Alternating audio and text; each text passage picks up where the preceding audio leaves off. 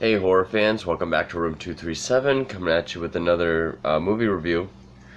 And this time I'm doing one of my all-time favorite films, easily top 10, definitely top 10, has been for years, and that is the classic 1976 film, The Omen.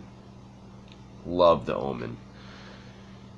The The Omen is one of those horror films like The Shining, The Exorcist, Rosemary's Baby, where it's more than just a horror film. It's more than just a really classic, really good horror film. This is just a brilliantly made, like, I consider this a cinematic masterpiece. I really think it is. Of course, it's directed by a Richard Donner, great director. He directed Superman. He revolutionized how comic book superhero movies can be made.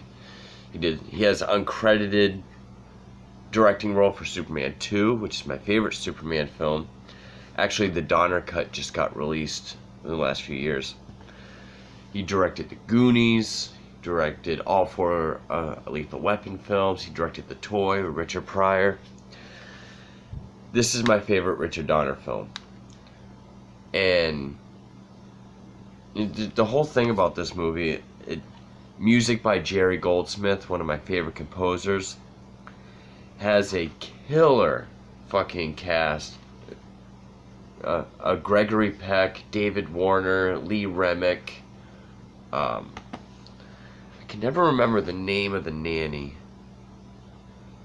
Give me a second. Billy Whitelaw is the nanny. And I'm pretty sure, if you're a horror fan, you definitely know this movie.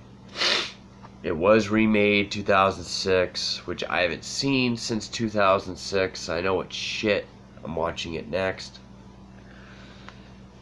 So the story for The Omen, a lot of people know it because this is the movie that gave us Damien, the son of the devil. And I think that's what most people know this as. Oh, it's that movie where the kid's the Antichrist, the kid's the son of the devil. But the first time I saw this, like, the whole time I'm thinking, oh, it's a creepy kid movie. And I know I saw it when I was really young. I think I saw it on cable. The first one I remember sitting through was Damien, The Omen 2, which I think is a fair movie. First time I actually sat down and really watched it start to finish, I was probably 20 years old. 20 or 21, I don't remember. But, so I always thought it was like a creepy kid movie. But it's not. It's not at all. This is just well written, everything about this movie works. Rewatching it now, there are a couple things that I could, if I had to criticize anything, it'd be that. So basically, the story is Robert Thorne, played excellently by Gregory Peck. He's a politician. His wife, Kathy, gives birth, but child dies. Meanwhile, there's this priest that says, well, this other child's just been born. The mother died during childbirth. Why don't you take the child? You don't have to say anything to your wife. Raise it as your own. That way the child has a home. Your wife has, seemingly a child. And this was on June 6th at 6 a.m. 6 month, 6 day, 6th hour. And I love the beginning because it's these scenes with beautiful music of, when Damien's a baby. They're playing, they're going for walks, and it's all sort of like the opening for, like, the Incredible Hulk pilot. And I love this part, then it goes like photographs of they're the perfect idealistic American family. And then, the music then switches to like a music box chime of happy birthday. Because now it's Damien's 5th birthday. And by now, Robert has become the ambassador of Great Britain And the birthday parties where things pick up. You have this one nanny named Holly who commits suicide. She hangs herself in front of everybody. That's where we get that line, look at me, Damien, it's all for you. Jumps off. Which, there's a few things about that scene alone. I mean, you have this scene where Kathy thinks something's a bit off, so she takes Damien. Holly's walking, and she locks eyes with this Rottweiler. Now, the Rottweiler's supposed to, I guess, represent... Some people can argue the devil himself, or something like that. She locks eyes, and there's a lot of shots in this film of close-ups of the eyes. Richard Donner felt that's a good way to see inside somebody. And there's like this weird sci-fi music where it's like the Rottweiler's putting her into a trance, and then she does that.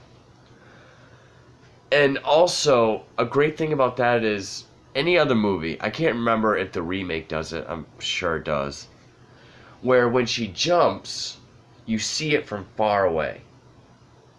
And that, to me, adds more realism. Instead of, showing it close up with these crazy angles and trying to make it intense, the intensity is more rooted in its realism when it's far away. When we're with the crowd of people watching, and it's subtle but more effective. There's this one priest who keeps trying to warn him,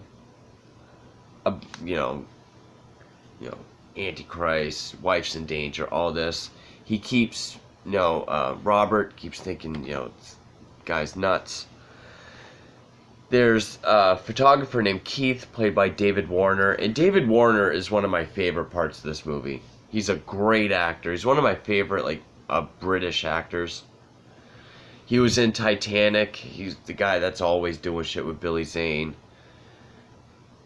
But, of course, I know him for voicing Ra's al Ghul in Batman the Animated Series. He's developing photos, and he sees that there's, this dark mark. He has a picture of Holly. There's, a black line. And then he takes a photo of the priest, and there's another dark line, which he thinks it's fault in the film, but then he realizes it's not. And I'm not going to go plot point by plot point, but basically, the priest finally, Robert gives him some time to explain himself. And he says, the Antichrist, son of the devil, and all this. And then you have this great scene where the priest is now running back. He's trying to get back to where he lives. And there's a windstorm. And it's done perfectly with the music, which the music is a whole discussion in and of itself. The wind and the fog. There is, CGI lightning bolts. Forgivable. But the windstorm is done so well in this. Lightning strikes this rod up on the roof of the church, and it comes down, goes right through him. Matches up with the dark lines in Keith's photos of him. Which, yeah, it is kind of cheesy that, Dad's falling. He's like, no! But I forgive it. So then, Keith and Robert set out on this journey to figure out the truth behind it all. Because Keith then shows us a photo of himself where there's a line cutting through him. Now, most people, in any other movie, it would be like, oh, you're showing us a twist. Or, oh, you're revealing something that is supposed to be something big later on. To me, that adds suspense. Because now the audience, the character himself, and the character whom he's with, the lead, now know his life is in danger. We don't know how or when. That creates suspense. And pretty much all these things are happening. These are omens, because each time someone dies is because they they reveal a little bit of a, like, the truth behind Damien, or they say they're gonna put a stop to it. And the whole movie is just, it's moody, it's dark. Like, he goes to see the priest that, set up the whole, like, why don't you adopt him? And, well, they find out that the orphanage there was a fire, burnt all records. And the priest that was there, now he was injured in the fire. He's decent makeup, because I guess they had no money when they made this. On his face, and his eyes really gross looking. He's partially paralyzed. He's mute. He writes the name of this cemetery. So they go to the cemetery, and they find the site of Damien's supposed mother, because by now Robert's told Keith the truth. And when they open it, it's a jackal. It's a jackal carcass, which that's probably the one thing I'm kind of, how does that make sense? Like, how does a jackal give birth in an orphan? You find out that the priest was, like, in on it, because next to it they find, like, yeah, I just watched it. They open it because Robert thinks, well, if I have her son, my son must be in here. And they find a little baby skeleton with a shattered skull. So that's when he realizes, the priests and the doctors they were in on it. They knew this thing is born of the devil, so they purposely killed his son to take his replacement. And meanwhile, earlier on they hire Billy Whitelaw plays Mrs. Baylock, the new nanny, who is great in this movie. I don't know who plays her in the remake, but if the remake was done well, Frances McDormand, like, kind of looks like her, as good of an actress, and Frances McDormand is one of my favorite actresses. This woman sort of looks like her, and you find, like, there's this great scene when, I know I'm all over the place, when she first comes to the house to get the job. It's one of those things where if you watch it twice, you get two different reactions. Like, 'cause she keeps saying she wants to meet the son. And she's like, well, I want to meet him alone so we can get acquainted. And when she walks in, she kind of stops in her tracks, but then shuts the doors like, no need to fear, I'm here to protect thee. But then if you watch it again, it's like, okay, she's already acting weird, because she's like, can I meet the boy now? It's like acting a little off, but they don't pick up on it. So it's just one of those great performances or instances where if you watch it back to back, you'll get two. It's like watching two different things, and that doesn't happen often. Because also, I think by this point, they've already gone to the zoo and the church, and those are really the only things we get to see that imply, whether he's aware of it or not, something's off with Damien. Like, they're supposed to be attending this wedding at a church, and as it pulls in, like, Damien's in the car, like, he's obviously freaked out. And I love the look of the kid. The kid is played by Harvey Stevens, who is 5 or 6. They pull up to the church, and he has, like, this evil look on his face. He acted out very well. And then he spazzes out and starts attacking the mother till they leave. Then they go to the zoo where all the he goes up to see the giraffes, and he's all happy, and the giraffes just run away. And I don't think they have zoos like this anymore. There's no way they can. They should just call it Lawsuit Zoo, where you drive your own car through the exhibits. Baboons freak the fuck out, attack the car. So it does well establishing that, something is off about this kid. And also, with The Exorcist, it was made with realism. It's not over the top. It's not, there was a priest, Robert Munger, I think his name was. he was sort of a consultant with Richard Donner, so it was rooted kind of in realism, which I appreciate. So then, the only thing I would say that there's two scenes that I think should have been flipped, and that is, well, one, Kathy's in the hospital because you get this iconic scene. She's standing on a table fixing a plant on the second level of her house, and Damien's riding around his room on tricycle, and then Mrs. Baylock lets him out. He's riding, he hits it, and she falls. Well, first she's holding onto the railings, Damien's looking at her, then she falls. Decent effect, too. I guess there was like a trolley, or a dolly, excuse me, with a sideways set. So the fall looks decent. Nice effect. But then she's in the hospital, and Gregory Peck calls her and says, someone's gonna pick you up, we're gonna leave.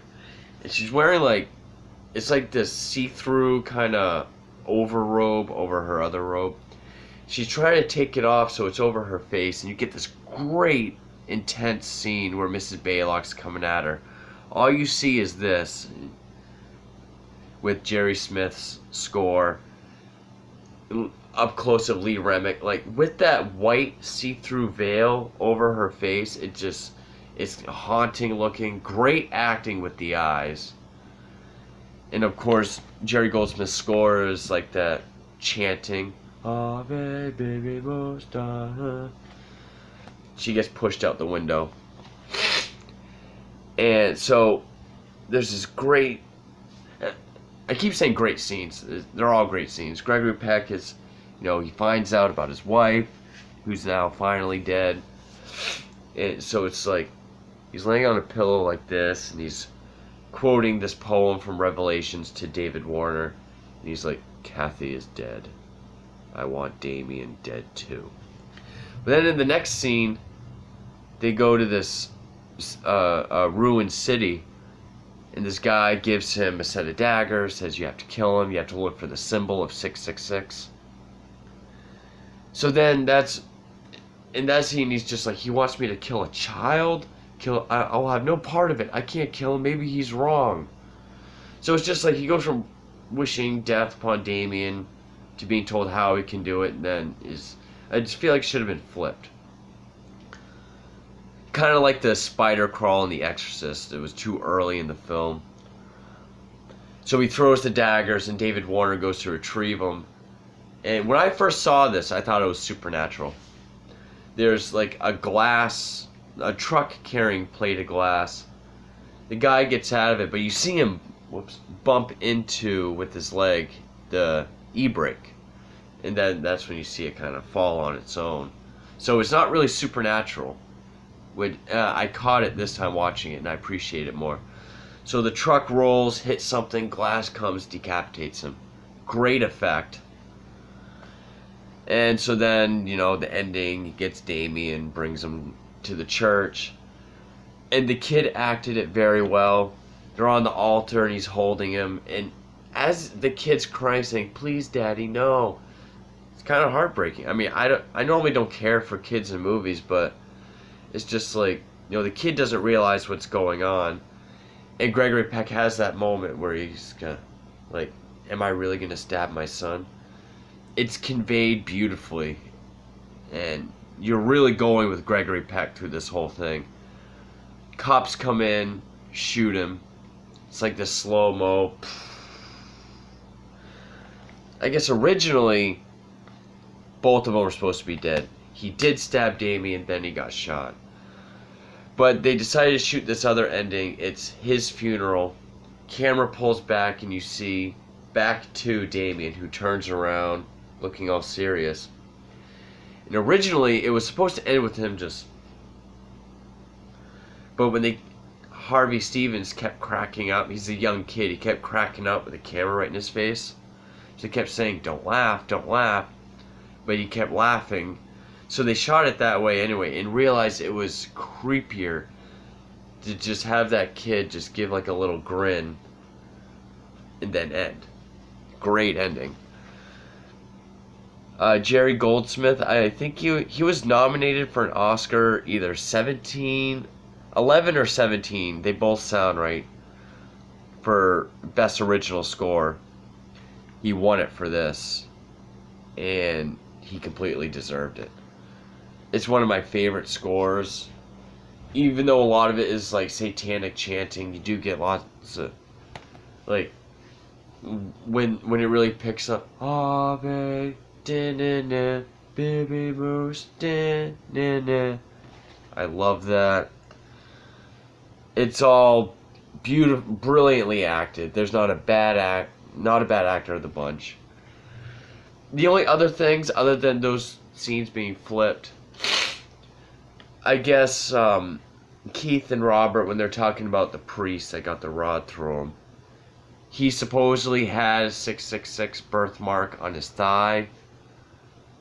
So, and he says he was there when Damien was born. So I don't know if, like, is he just marked by the devil, or it doesn't really say. And then there was one other thing I wanted to mention that, you know, it's so, like, small, and that I guess it's not really that important. But also, like The Exorcist, people believe this movie's cursed. There were a couple planes that were struck by lightning. The special effects guy, ironically, that made the David Warner head, he was in a car accident and his girlfriend got beheaded. Just, I'm sure you can find things on it on YouTube. So like Exorcist, Omen, Poltergeist, they're all believed to be cursed. Because I guess the devil does, movies like that reveal the devil for what he really is, so they believe he's trying to stop the movie being made. But yeah, this is just a great, great movie. Every time I watch it, which I don't, most of my favorite movies, I don't watch that much, because then every time I do, I fall in love with it all over again. The Omen is a complete classic, and I don't know too many people nowadays that know it or like it, or they think I'm referring to the remake. But yeah, easily a top 10 movie for me. Probably 6 or 7, somewhere around there. I love the cast. I love the music. Damien, it was a great idea. Like, he's a really cute young kid, which makes it creepier, which is the whole thing, Antichrist being in a small child. When there's, like, matte paintings in the background, it looks great, like in the cemetery with the Rottweilers, which is a great, intense sequence. The opening credits where it's all black and just slowly you get this red light kind of pulsating. And it's a silhouette of a young boy and his shadow's upside down cross over Jerry Goldsmith's score. I can't recommend this movie enough. It's more than a horror movie. It's just a brilliant, brilliant movie. I love it so much. I'm sure there's other things I wanted to talk about. I just can't remember them now. But yeah, Omen, fantastic movie. Love it. Highly recommend it. See that? That's kind of creepy. The lights were just flickering. And I'm talking about the Omen. But anyway, yeah. So now I gotta go watch the remake. So stay tuned for that. And then I'll be doing episode 6 of Reslash. So if you stuck it out for the whole 25 minutes, thank you for watching.